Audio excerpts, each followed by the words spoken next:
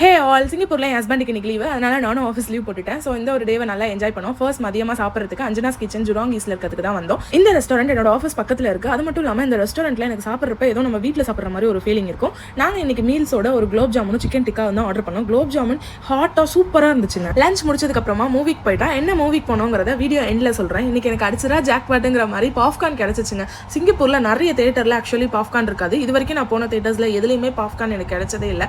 நம்ம ஹிஸ்ட்ரியில் எனக்கு மகாபாரதம் ரொம்ப பிடிக்கும். அதுலேயும் கர்ணனோட கேரக்டருக்கு நான் ஒரு தீவிர ரசிகைங்க. அஸ்வத்தாமா கேரக்டர் சுத்தமாக பிடிக்காது. நீங்கள் இது வரைக்கும் யாரும் மகாபாரதம் பார்க்காம இருந்தீங்கன்னா கண்டிப்பாக பார்த்துருங்க. ஏன்னா இந்த ஒரு மூவியில் மகாபாரதம் லிங்க் ஆயிருக்கும்.